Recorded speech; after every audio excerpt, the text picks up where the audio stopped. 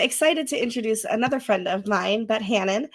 Bet is the founder and CEO of AccessiCart, an agency that focuses on improving web accessibility.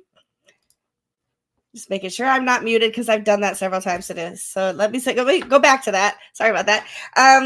Bet is a contributor of WordPress Project, a speaker at meetups and WordCamps, and is the co-facilitator of the WordPress meetup in Bend, Oregon, where she lives. And as I was saying, she is runs an agency that focuses on improving web accessibility for people with disabilities on WordPress websites. And Underrepresented in Tech, one of my projects, has been the recipient and the beneficiary of some of the work that Bet and her team does so that we can make our site more accessible. So my gratitude for that. This is a talk about the European Accessibility Act and how you can get ready for it. If your business or your clients have European customers and users, it's likely that those websites will have to comply with the European Accessibility Act by June 2025. That's less than a year away. Like GDPR, it's not where the business is located, but where your customers live. So lots of businesses based in the US and other nations are going to have to comply. It's not just the accessibility of the website that's required. In some cases, information about products and services will also be needed. This talk is going to give you background about EAA, the European Accessibility Act, sketch out compliance requirements, and offer some practical tips for getting started preparing for meeting compliance. Let's bring her to the stage. Hey, Bet. Hey, Michelle. How are you? I feel like I'm the MC, and I'm also like the backstage guy pulling the curtains. So it's been a long day for you. It's so much fun, though. I have no complaints at all. So thanks for being here. Thanks for talking about all the cool stuff. Yeah, it's cool. This is the first time I pulled together this talk, so it's going to be one that we're going to hear a lot, I think, more about. So. Fantastic. And as I've been telling all day, we are recording these. And so at the end of today, it's going to be one like 8 or 9 hour video. I'm going to splice and dice those up over the next few days, probably early into next week. So we'll be packaging these up and putting them on our YouTube and our website so people can access them again later to watch and rewatch. And as I've said, there's 2 tracks going. So like you can't listen to Adam Weeks and Bet at the same time. So we're glad you're over here, but you want to listen to Adam next week? You're going to have the chance to do that. Yeah, awesome. I saw that kind of those tracks, and I thought, oh, that's a tough choice. It was not easy to schedule, but we did it, and we made sure that the people in Europe were in our morning, and the people on the West Coast, you guys got an afternoon slot, so you didn't have to get up quite at the crack of dawn. So yeah, that was good. I'm going to take myself out. I'm going to add your screens and turn it over to you. And then we're going to come back afterwards to do some Q&A. So thanks, Bet. Awesome. So, and I'm assuming the screens are showing now. So let's get going. Michelle gave a great introduction already, so I don't need to introduce myself except to say that you can find me on X at Hannon. And it has been a long day, a lot of great talks, some stellar talks. But your brain might be fried after all those talks. And I know that this is going to be a fire hose of information for some people. So if you're just ready to head off for the weekend and you can't stay for the hallway track, just let me say right up front that if you want to schedule a time to chat with me later about accessibility, I'm happy to answer questions, do that. You can just go to our contact form at accessicot.com and we can set up a time to chat. Happy to do that.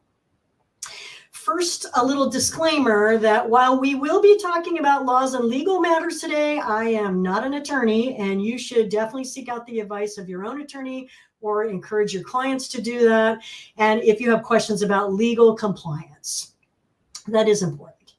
So for presentations like this, there's usually at least one person in the audience who's new to the topic of accessibility. So what I want to do today is start with a really quick overview of what is accessibility.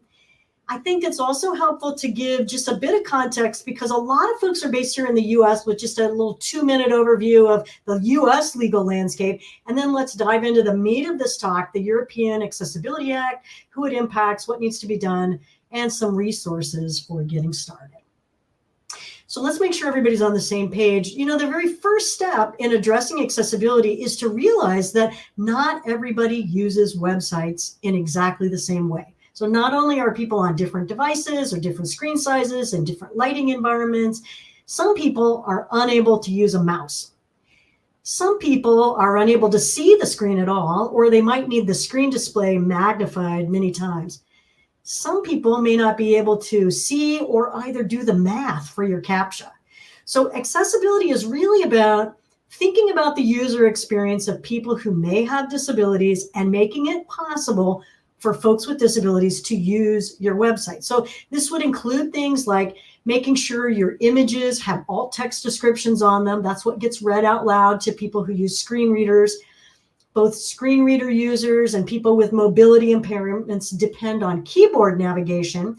So accessibility includes making sure that all the functionalities of your site can be navigated to and used by people with a keyboard and not just a mouse. So there are all kinds of disabilities that we might want to take into consideration when we want to make our sites more accessible. For our visually impaired attendees today, I'm going to quickly read this list out loud, and so I won't spend a lot of time on all of them, but if you have questions about these, I'm happy to answer them in the Q&A later. But we want to plan and think about disabilities like not just blindness, but also low vision, color blindness, age-related changes, and that's not just, dealing with the small print, but also our color perception starts to change as we age. Mobility issues, and that's not just can't use a mouse, but also may not have the stability or the dexterity to click or tap small buttons or targets. Reading disabilities, seizures, cognitive disabilities, sensory and focus issues. We just dealt with a client that wanted to put a video on their site today where there's a ton of motion that was going to make people nauseous. ADHD, even anxiety and depression. Now, this isn't an exhaustive list, but just trying to get you to realize that there are disabilities, a wide range of disabilities that can impact website usage, and also to think about that disabilities in general are not binary. Their severity or lack of severity can be quite varied from person to person. Sometimes we think that the number of people with disabilities is a really small number, but all over the world, agencies like the CDC in the United States estimate that 20 to 25% of all adults have some kind of disability. And remember, a lot of those disabilities are invisible, things like color blindness or seizure disorders. It's not something you would know from looking at someone. And so we're not just talking about a tiny number of people that are affected by website accessibility. It's actually quite a few. And remember, it goes up as people age. The average age in the populations of most countries is going up. And really, all of us are one accident or illness away from a disability. If you need a monetary motivator for thinking about accessibility, in the US, people with disabilities represent about $490 billion in disposable income. So why would you not want to make it easier for folks with disabilities to spend money with your site? So the place to go for the fullest information on implementing website accessibility is the WCAG, the Website Content Accessibility Guidelines. This is where you find information about specific technical pieces to address for website accessibility. There are 3 levels, single A, double A, triple A. Double A is the most common focus of effort, and that is what is being legally required in many places. So go to WCAG, that's where you start learning more about implementing website accessibility. In the US, web accessibility is driven mostly by lawsuits that are filed under the Americans with Disabilities Act, or ADA. So the number of these cases has been rising year over year. There were more than 4,600 cases last year that made it to court, and we estimate that probably 3 times that many were settled before they got to court. So it's actually a growing issue. Many of these lawsuits are filed by what are called serial plaintiffs. That's a person with a disability, typically a person that's blind, and one attorney who partner together and file dozens and dozens of lawsuits. And that can feel a little scammy, but it doesn't make those any less real lawsuits that need to be addressed and taken seriously if you get sued. Few quick stats about lawsuits in the US. More than 80% of those lawsuits involve e-commerce websites. 25% of the cases that went to court last year were sites being sued for a second or more time. So it's not just a one-time thing. People can be sued more than once. 25% of those lawsuits included a site that was running an accessibility overlay widget. We'll talk more about those later. A single lawsuit in the US might end up costing you somewhere between $20,000 and $30,000. That's legal fees and settlement. And then you still have to make your site accessible. So it can become quite costly thing. All right, European Accessibility Act. It is anticipated that this act will bring far-reaching changes for website accessibility all over the world. And that's what we're going to spend the rest of our time on today. Here is a high-level, quick overview. Like most other nations and their website accessibility laws, this law is based in human rights law, both the UN and previous EU laws around human rights that are really focused on giving people digital access, equal access to digital communications. Enforcement will go into effect June 28, 2025. Now, the law was first passed in 2022, and we've been given this long window to be getting ready. We're now down to about 11 months. And since it can take 6 to 9 months or more at a moderate pace to get a site accessible, you should be starting that work now. Like GDPR, this law will be applied based on where your customers live. So you might be a US or Canadian-based business or based in some other country, but still be required to comply with this law. Now, every country will have their own separate enforcement agency that will receive complaints. So the Netherlands will have their own, and Germany will have their own. And those agencies may also proactively look for non-compliance. So they'll receive complaints, but they may also proactively look for sites that are not complying. And there are systems of fines and penalties that are part of this enforcement system. So let's dig into more details about the law and what needs to happen. First of all, there's an exclusion for micro enterprises. So if the business has EU customers, but does less than 2 million euros in annual revenue, or has less than 10 employees, they are, at least for the time being, exempted. Overall, at some point, you should expect that those thresholds will start to come down. The broad kind of understanding of this law is that eventually they want it to apply to every website. There are lots and lots of requirements that are a part of the EAA that you may want to learn about, but these are, I think, are the most relevant requirements for people that create and manage websites. So websites, if they have EU customers, but especially e-commerce, payments, anything that gives information on products or services must meet WCAG 2.1 AA guidelines. Products and services themselves must be accessible, and information about their accessibility must be provided on the website if there is one. More on that later. Any documents that you put on the site, like user manuals, like they might be a PDF, those also must be accessible. Videos. If you have, and you'll need to have an accessibility statement, and we'll talk a little bit more about accessibility statements in a bit. So the European Union does things a little differently in terms of legislation, and I think it's helpful to understand how this is getting put together. So the law that we call the European Accessibility Act is what's called a directive. And you can think about it as sort of an umbrella law for the whole European Union. It was passed in 2022. It contains the minimum standards for accessibility. And then out of that directive, each individual nation within the EU is responsible for writing their own national law that's under that umbrella.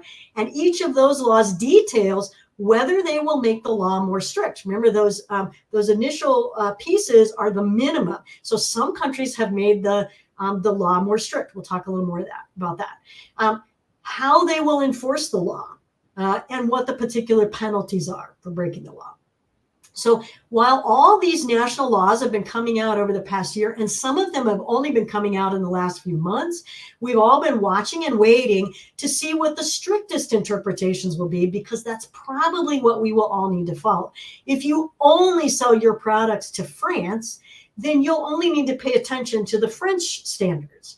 But if you sell to all of Europe, then you're probably going to need to look for what's the strictest requirement and then follow those strict requirements. Those requirements. Here are some highlights of some of the national laws. And remember, many of these are still emerging. Many of the financial penalties start at around 60,000 euros per instance. The highest monetary penalties seem to be about 100,000 euros per instance, although I have heard in the last few weeks that Luxembourg may be as high as 1 million euros. There are some countries where the fines are based on a percentage of global revenue. So in Spain, that's 5% of your global revenue. And you can imagine that's an attempt to help kind of equalize the burden between really large companies and really small companies. In Ireland, you can get up to 18 months of jail time. That was a surprise to a lot of people. Now, you have to really refuse to make your site accessible or lie as a part of the investigative process. So it's not going to be a surprise to you. And I don't think anybody's going to get extradited for jail time. But, they want you to really take this seriously. And some countries are requiring WCAG 2.2 AA, which is stricter than the 2.1 AA. That's 2.2 is the newest standard that just came got released last year. And so it's a little bit newer. Everybody expects that the EAA will kind of bump up to 2.2 sometime in the next year or two. The country can revoke your rights to sell products in their country. They can do other things. There's a case in Spain where they prevented an airline from getting from receiving any government funding, which, as you might imagine, had an impact. In Germany, not only may consumer and disability groups report you to the Oversight Authority for noncompliance, so can your competitors. And while this might seem a little off-putting as a kind of strange business practice, it's really thought of a way as a way of leveling the playing field. So if your business spent money and time, people, resources, making your website and all your digital offerings compliant, but your competitor didn't, they might have an unfair advantage because they're not following the law. And so it gives you a way to try to equalize that playing field a little bit. So who has to comply? Remember, again, you have to have EU customers, and you have to either make more than 2 million euros in revenue a year, that's about $2 million, depending on the exchange rates, or have more than 10 employees. Then, if that's true, the website and the products and services must comply. So as you're beginning to think about working on compliance, I think the very first place to start is working on the website accessibility.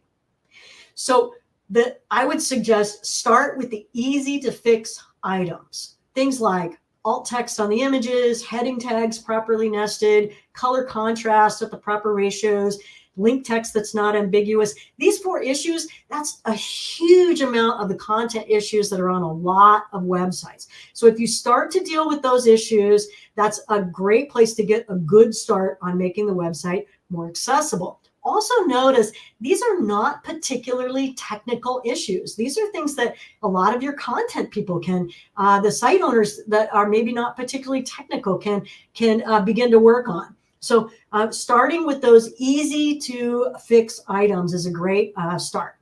Also, you'll want to make sure that not just the developers, but the design team and the content folks are all getting trained about creating accessible features and content as soon as possible so that they can stop creating new accessibility issues. Now, there are a couple of automated tools that you can use. When you're first starting to address accessibility, this is the best time to use automated tools for finding issues. Automated tools will only find about 30% of issues. Let me say that again. Automated tools are only going to find 30% of the issues, but those 30% of the issues are typically these easy to fix items which makes them a great place to start. And one of the tools that I think folks who are new to accessibility find easiest to use is the Wave WebAIM tool. The link is there on the slide, but many people also like Axe tools in the browser inspector. There are a lot of different, browser extensions that you can begin to use for this. One really important thing to know when you're starting to use these automated tools is that there are going to be false positives. For instance, if you have a background image with text on top of it, the tool will not be able to see the background image. So it might tell you you have white font on a white background and flag that as a color contrast issue, but that's a false positive. So you'll need to be sorting out what are the false positives, what are the things that need to be actually fixed. Now, if you're working in WordPress, as I'm assuming a lot of us on this webinar are, one of the really great tools for getting started with this is the Accessibility Checker plugin from Equalize Digital. So this plugin is free in the plugin repository, the plugin directory, and you can go to any page of your any editor page, so a post editor, page editor, and you can see at the bottom of that page, I have a little screenshot on the slide of what that looks like. It's down at the bottom underneath the Yoast tools at the bottom of the page. You can start to get information about the accessibility issues that this automatic checker is finding on that page. Now, the paid version of the plugin offers a lot of really nice features, including scanning the whole site without having to open the editor for each one, scanning custom post types like WooCommerce products, as well as some reporting and some really nice kind of administration tools. But it's important to note that this tool will help you primarily with the automated checking of content related to accessibility issues. You are still going to need to check a lot of other parts of the site manually. This is not a one and done, everything is taken care of kind of tool, but it can be a great help, especially if you're working with a really large site or you have multiple content creators to wrangle. So it can be a tool that helps you find issues as you're starting to just initially work on accessibility, but in an ongoing way, it can help content creators kind of be sure they're creating new accessible content. Do be aware that checkouts and sign-up processes are really common places to find accessibility issues. So you might have the base plugin that you're using, like WooCommerce or LearnDash, that's fairly accessible out of the box, not completely, but fairly. Sometimes additional plugins that you're using to add other features may make it not accessible. So it's really important to check on this. And in addition to checkouts and signups, menus and product searches are other places where you'll want to look at issues. And primarily, you're going to want to check for keyboard navigation. So you'll want to go to the pages, use the tab and enter key, and try to work your way through the entire customer buying journey, searching for products, navigating to the product page, checking out, adding it to the cart, checking out. And remember, if someone with a disability can't complete that checkout process, that site is losing sales. So this is a great way to, like close a leak in the sales process that's happening in some way. 25% of people that may be having a problem there. All right. Under the EAA, if the website owner purchases software or services. So for instance, if the site owner purchases a plugin for WooCommerce that has front-end output, or has a support chatbot that they purchased as a part of a platform, or they have a WordPress theme that has particular menu functionalities, that site owner is responsible for making sure those plugins and services are accessible. So there's some legal liability there. You want to start checking the output of these plugins, themes, and services now. Do report them to the developers or support teams. Many devs are willing to take this information and work hard to make changes to improve the product for everyone. They appreciate it when you give them these issues. Unfortunately, there are some devs that are not willing to fix issues, or they may have so much technical debt that they're not able to fix a particular issue. And in those cases, if it can't be updated, if it can't be overridden in some way with some custom code, you may need to find alternatives. So my best advice is that, pro tip is that you should start auditing and testing all these things before your license renewals start coming up. Because if it turns out the chatbot you use can't be remediated and you need to find a different chatbot plugin, you want to know that before you pay your annual fee. So I have recommended some automated first level tools. And there are plugins out there that advertise, and they're getting a little more sophisticated about their claims, but they tend to advertise that they can solve all of your accessibility issues just by installing one plugin or one simple line of code. And these plugins are a script that looks for accessibility issues and tries to fix at least some of them on the fly. And most of them offer a little widget with some tools for improving accessibility, and they're called an overlay plugin.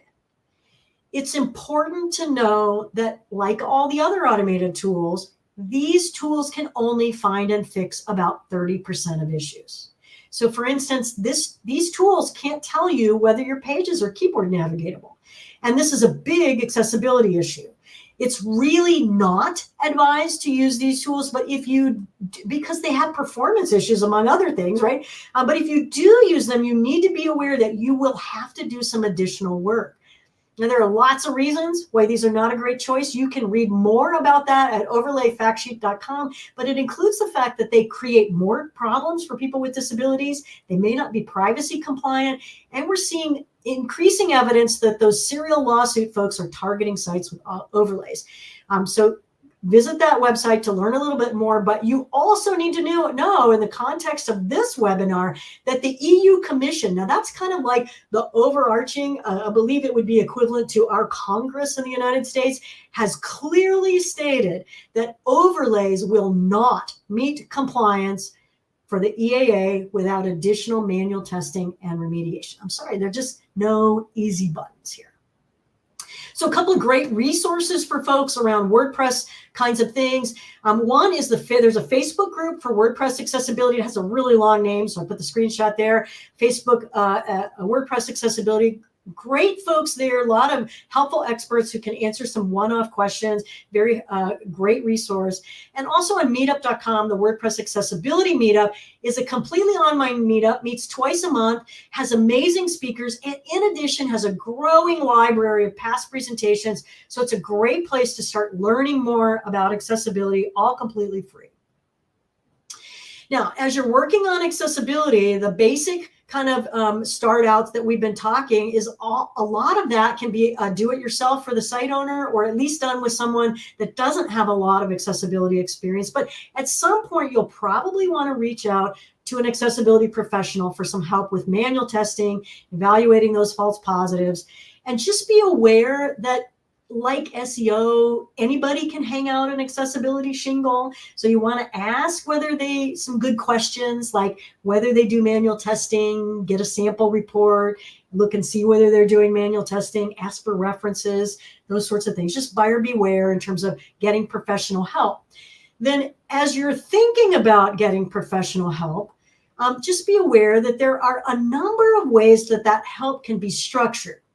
So as you're thinking about a particular website that you're working on and its context of maybe there's a timeline, a short timeline that has to be met, or your team doesn't have maybe and they have a certain level of skills but not others, and you're going to want to sort through the situation and then which of these options might be the best for that situation.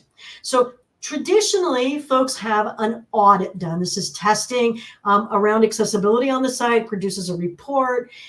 It's probably most affordable for people to do some sort of sampling audit on a website rather than the whole website. But even a sampling audit can be quite expensive. Our cheapest sampling audit at AccessiCard is $9,000 for 10 URLs. And the audit reports like this are a snapshot in time. So if the site's changing a lot, there's also usually not a provision for ongoing consulting, or there may be, but that would increase the cost, or retesting issues as they've been fixed, right? But an audit like this can be a great way to get a large overview, get the big picture of all the things that need to be remediated on a particular site, so you can begin to make a plan for beginning to deal with those over time. Project-based consulting is when the accessibility professional comes alongside your existing web development team to identify issues and consult around the fixes, while your site team, whether that's in-house or an agency or a freelancer, implements those remediations, and then the accessibility team can retest to make sure that things are fixed. Our team does a lot of this, and it can take a lot longer to get the site remediated when you do that. But one of its advantages is that the team that's doing that implementation gets to learn a lot about accessibility in the process. Done for you remediations is when you hire the accessibility professionals to both identify and implement the remediations on the site. And this is probably the most expensive of these options, but it can also help you fairly quickly get the site remediated. It's the quickest way. So sometimes when a site has been sued or there's been a complaint, the site owner has to get the website remediated very quickly, sometimes 90 days. And so when time is short, this may be the best option. And finally, at AccessiCart, we offer accessibility maintenance plans that offer a small number of issues spread over a monthly recurring plan with unlimited consulting about those issues. In-house teams or agencies implement the fixes and we retest. And the reports that we generate out of those plans can be then used as a legal defense or as evidence of testing for the compliance for EAA, other kind of compliances. And it would not be a fast way to get your website accessible, especially if the client's on a budget, but it may help spread out that work of accessibility and the cost for the client over time. So beyond website accessibility is important to consider. EAA includes website accessibility, but that's not the only part. So let's look at some other things that you're going to want to address as a part of website accessibility. EAA covers a wide range of products and services come under EAA that are geared toward helping people with disabilities participate in society and the economy more fully, more equally.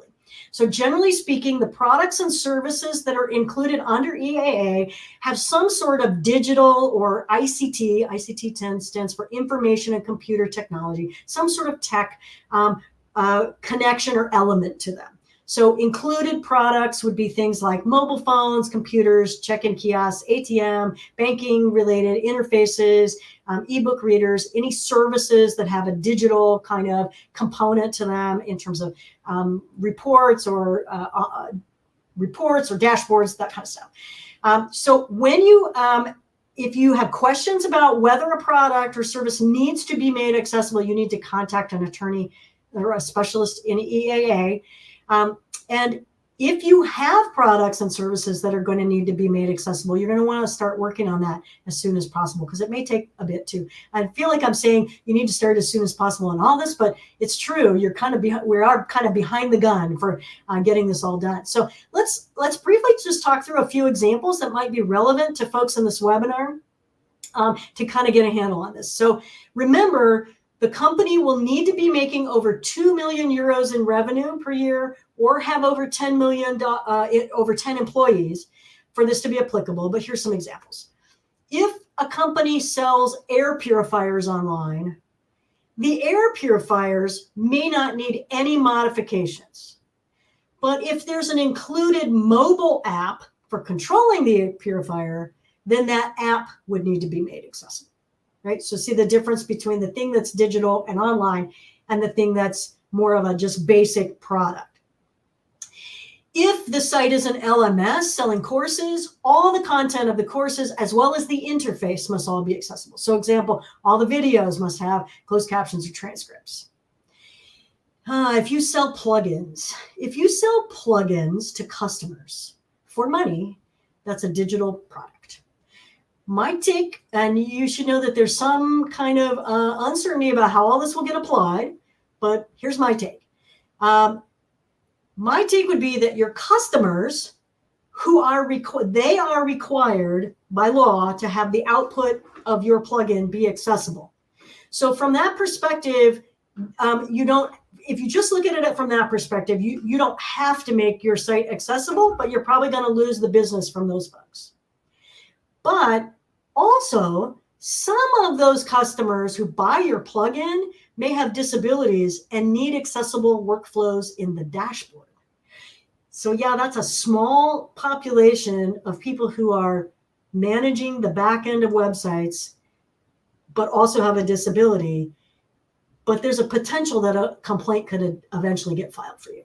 So I would want to focus first on making sure that front end output is accessible ASAP, but then clearly get on your roadmap some ways to get your backend WP admin dashboard as accessible as you can too.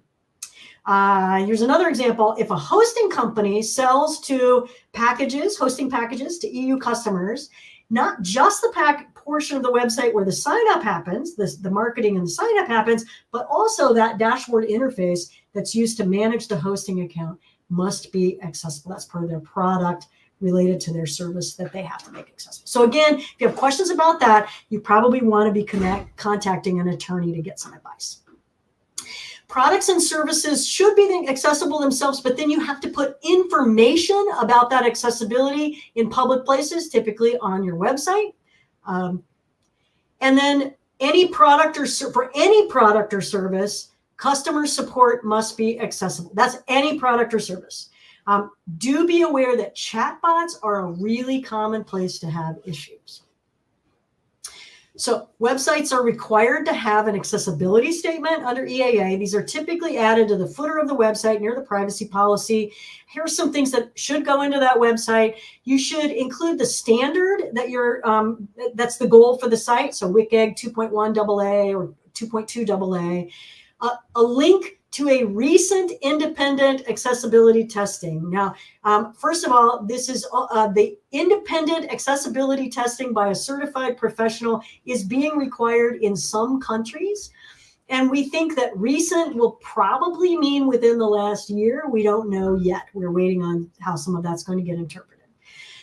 You'll need information about what is not, it's recommended, information about what is not yet accessible and when that is expected to be remediated, and how a user can report an issue to you, but also how a user can report problems to the enforcement authority if they're not getting enough help from you. So you have to put that link to the enforcement authority. Now, that listing of what is not yet accessible on a site is a real conundrum for those of us who are in the US-based businesses. Typically, accessibility statements in the US do not include a list of what's not accessible, since that makes it super easy for someone to just go through that and find things to sue us over. But for some countries in the EU, like the Netherlands, for some types of sites, it's being required to have a list of things that are not yet accessible. So the site owner is really going to need to contact their attorney and figure out what's the best choice for trying to meet compliance when you're in two different sort of situations like that. I know that this has been a fire hose of information today, and I do believe that the EAA is going to have a big impact, a big positive impact for people with disabilities for years to come, and help them to be participants in society and in the economy in some ways that support their human dignity. And it's also going to be a bumpy ride for some of us over the next couple of years or so. But in the end, I think we will all be making better websites and digital products. So thanks for your attention today, and I hope this has been helpful.